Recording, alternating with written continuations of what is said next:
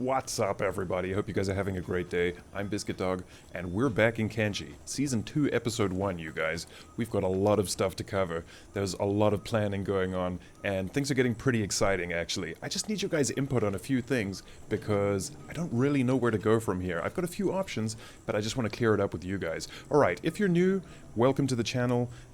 Thank you very much for watching. You might as well subscribe, guy. Because we got a lot of episodes to do, and a lot of stories to tell, and I think it's going to be a lot of fun. Okay, let's get busy here. I think I'm going to show you guys all the changes that have happened since we left AdMag. From the time we left AdMag till now, a lot of stuff has happened in Fat City. There's been a little bit of building, but not too much building. Mostly preparation and planning and training and all kinds of good stuff. And for those of you wondering where Fergus's tricorn hat went, Fly took it, because he can't wear a helmet. So that's probably the first thing we should talk about. We've kind of got an army. I mean, not a big one. Alright, so not a huge army. This isn't all of them, but these are the guys I had training. I don't think any of them are training anymore. They just look cool here, so I've left them here for now. But we've got a few new guys, and we've obviously got a uniform now as well. The uniform consists of reinforced cargo pants, plated long boots, mercenary armor, chainmail, and a flared helmet, I believe. Let's take a little look here. Flared helmet, mercenary plate, chainmail, cargo pants, and plated long boots. That's what everybody's got. Also, they've got some pretty decent weapons as well. I know that's not ideal, because a lot of these people are new and they have absolutely no skills. That's a little bit of a problem. I think I should probably downgrade some of their weapons. You guys tell me what the best thing is, because they've all got like Edge Type 1, and the skills on these weapons are probably a little high for them. Alright, let's take a look at the new guys. Here's Pai Mei, our resident martial artist, and probably sensei of our new dojo. Doesn't really have any martial arts skills to speak of yet, which is unfortunate, but I think we're gonna send him to war with nothing but a pole. And most of the time, he's not even gonna have that, so we're just gonna send him into battles with nothing. And if he survives, I think he should be a pretty good martial artist after that. That's the plan with him anyway. We got Shrike, who we recruited from Mongrel. We recruited Backsnap as well. I obviously changed his name. He's a big one. I like him a lot. He's really grumpy looking. I guess he's our human muscle, our human version of the Keeper. A big man. I think he's gonna be our bartender when we get back from war, because we need a bartender, and he looks like the type. So that's Backsnap. I like him a lot. Also, there's Shorty, and he's a giant Shek, so that should be fun. Can't have too many giant Sheks. Alright, that's everybody new in here. The rest of these people I think you know. You may not have seen Soto or Ruka, but they're two new recruits that I picked up from AdMag in the bar. Okay, so I called them Spider Clan, because that's kind of warlike. I started with Spider Company, but it just sounded like a weird company. So I think Spider Clan sends a clearer message, since we have the Raptor Clan as well. Okay, so Spider Clan is 22 people strong, and most of them are noobs, but we do have some good guys here. We've obviously got Ratboy, the Keeper, Sackshot, Growbag, Kenshin, and to a lesser extent Beep and Fly, I suppose. But we've got lots of new guys to train up, and it's bodies, man. Not everybody in a war is trained. These are the people we had to conscript because we need the bodies.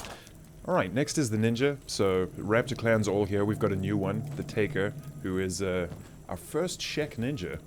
Yes, and she doesn't really have many skills to speak of, but I have been training her in the ninja facility, so she's got basic lockpicking, stealth, and stealing skills now. She's also not that bad at assassination, so I've trained everybody in assassination. She's 27 now, so that's actually her highest thievery stat, which is really, really good. And it's the same for all of these guys, because I want to knock some people out. I really got an interesting battle plan, and I want to see if we can exact it. So that's the Taker. Okay, Fat City, do we have any new people? I don't believe we do. I think you know all of these people. They're all hard at work making armor and weapons and food and hashish and all kinds of good things, and we've got some pretty big stockpiles of stuff right now. Then we've created the Archer group, which is a new group, obviously, with the same old archers. So we've got Reva, Lucky, Hida, and Digna in the Archer group, and they're all pretty well kitted up. They've got a uniform too, which consists of an iron hat, a black plate jacket, samurai cloth pants. I don't think they've all got samurai cloth pants, do they? No. I haven't sorted their pants yet. And chainmail. Also, I've equipped 2 of them with Old World Bow Mark 1. I know that their stats are lower than the bow, but I tested it out and it seems like they're hitting people with it. I guess what happens is you'll have a higher accuracy deviation, or maybe less damage, maybe less range. I'm not sure what happens. If any of you are clear on what happens if you use a crossbow that's above your required skill, what are the penalties for that? Because they seem to be hitting people with them just fine. So I think before we go to war with these crossbows, I'll take a few ranges, just in case these don't work too well. Also, they've all got loads of ammo, so almost 20 stacks each. I think that should keep them busy. Lucky with the spring bats, just got loads of ammo. Hitter's got loads of ammo, over 20 stacks there. Digner's got loads of ammo, so we're doing pretty well. Alright, then in terms of food, since this is going to be a long war, and we need to stay fed, I'm taking both the pack beasts, Tiny and Dinner, so I'm going to load them up with food, medical supplies, and limbs, and stuff we might need. So both of them are going to look pretty much like this. I don't think I'll take any more limbs than this, but I'm just going to pack Dinner with food and medical supplies, and that should be pretty good.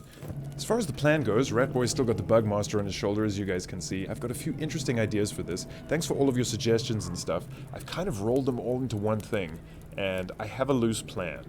It's going to take some explaining, though. What I want to do... Let's open the map here.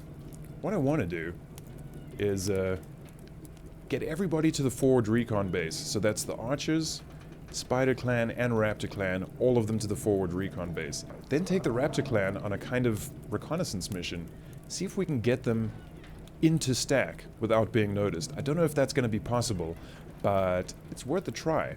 And then kind of hide them in a small shack or something, and just have them wait out for the attack so they can jump on the Holy Nation from behind.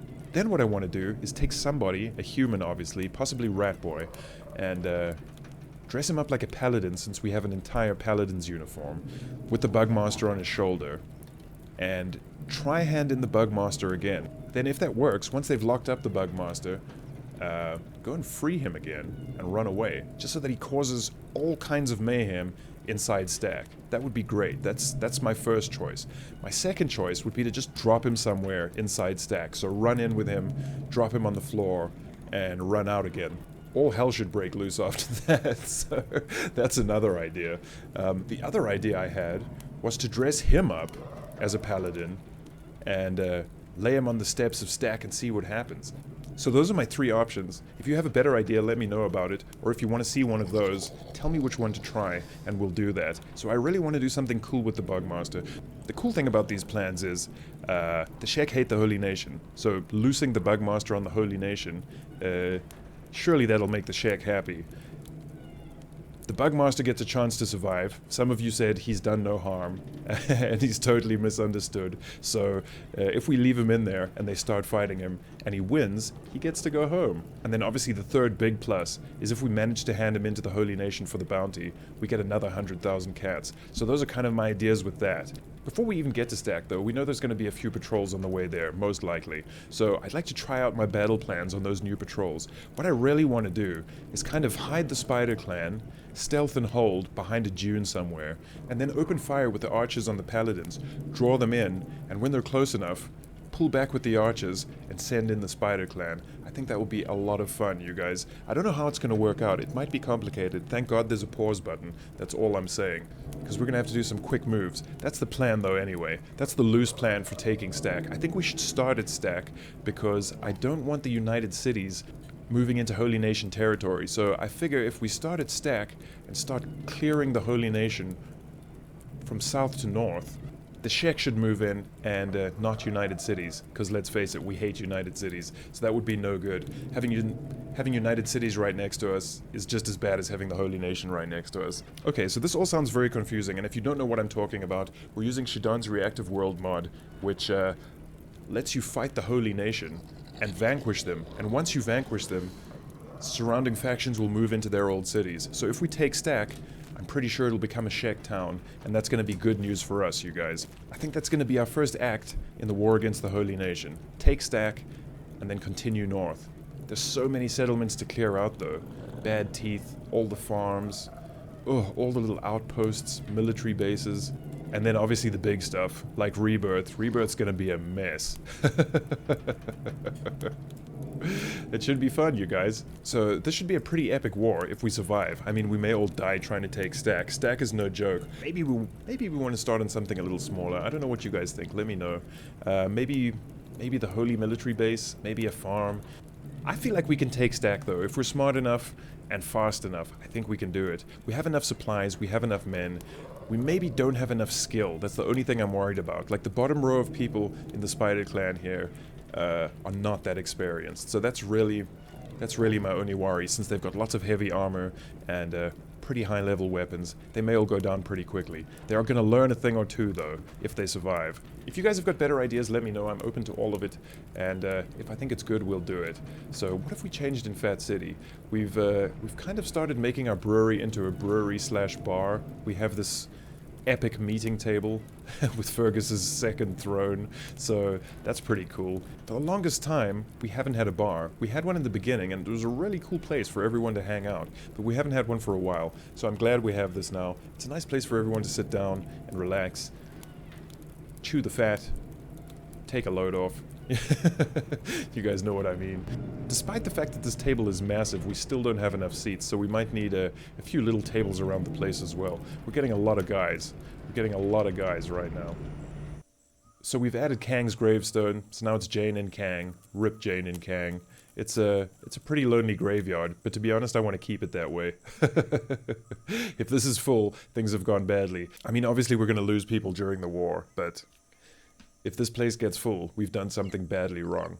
What else have we changed? Oh yes, no one's down here right now. That's unfortunate. Let's take a look at Ratboy's house. We've done some furnishing there as well. While he runs down there, what else have we done? We've put a little tent on top of the hemp spot.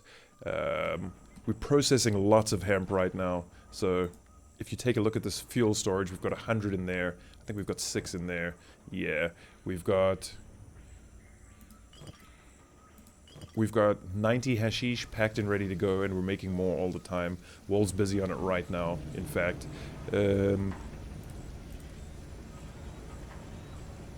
We have Bookmark making chain sheets over here, and we have the Doctor making chainmail over here. So as you guys can see, we've got loads of good quality chainmail now. This stuff takes forever to make, but I've got quite a good stockpile now. So if we do find any new recruits, we've got some uniforms for them, which is great. Some extra pants here, some hats, some helmets, things of that nature. Alright, let's check out Ratboy's new house. It's pretty cool. Rat Manor. Welcome. Okay, right next to Fat Manor, and there's a third one as well. I don't know who we should give that one to. I was thinking maybe we call it like the Hall of Heroes.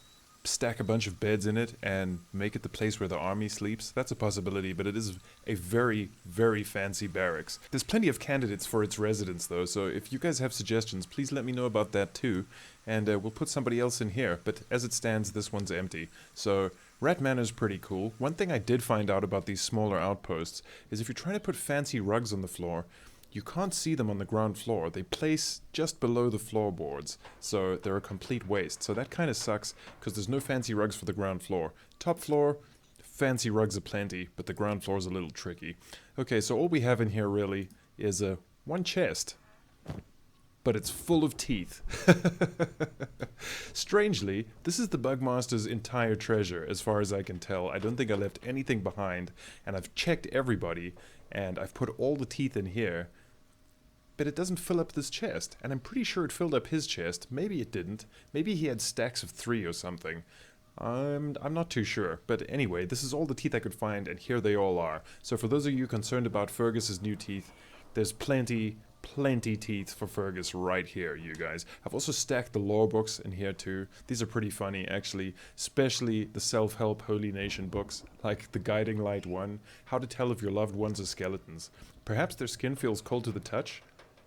They take a sudden interest in mechanics, make clinking sounds and stop blinking. Or they have a sudden knowledge of world history, they question the word of Okran, or lose their appetite.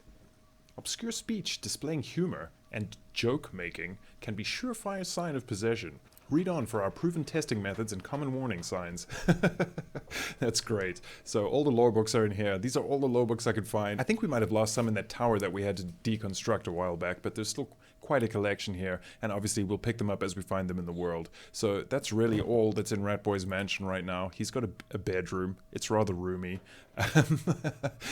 Maybe we should put an armor stand or a weapon cabinet or something in here. I don't know. It's looking a bit sparse, but it is a nice house. The other thing is, a lot of you suggested that I use the Bugmaster as a training dummy, which is a great idea. The only problem with that is, when I put him down, he just plays dead. He's learned his lesson. He doesn't want to fight us anymore, so that's a problem. I don't really know what to do about that. I've left him just lying on the floor in here for like 5 minutes with Ratboy just staring at him, and he won't get up. So the Bugmaster's scared of us, you guys. Good times. Okay, so that's Ratboy's mansion. Who else is doing activities that need review? Dusty is still busy making weapons. Okay, so what I'm doing with Dusty is I'm giving him a bunch of weapons to make every time the steel bars are full. You can see they're empty now because we've been working quite hard. But what's nice about that is he does his list of things, and then I kind of forget about him for a while. And when I come back, the steel bars are all full again, and he can make a bunch more stuff. So right now I'm making stuff that's super high quality for the new recruits, but I'm not going to give it to them right now. When they get back from their first war campaign, maybe we'll swap out their mediocre weapons for these really, really good ones. I mean, look at this. Edge Type 2 Plank.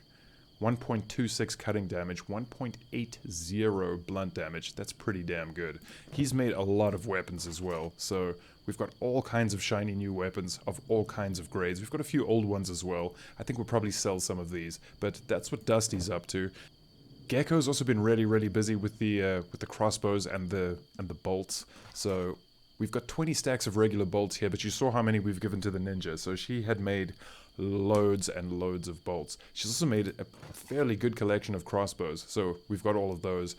We've got the Eagle's crosses as well, and I think when they return from the first campaign, we'll probably swap out those Mark II Old World bows for these and upgrade them a little bit there.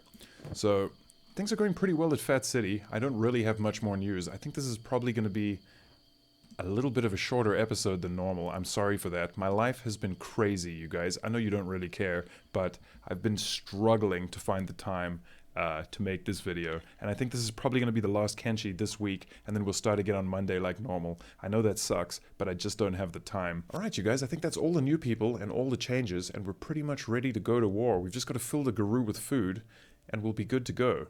If you guys have better plans than I do, please let me know down in the comments, and I think I'm going to leave it here for today. Thank you very much for watching. If you did enjoy it, please like and subscribe if you haven't already, and I will see you next time.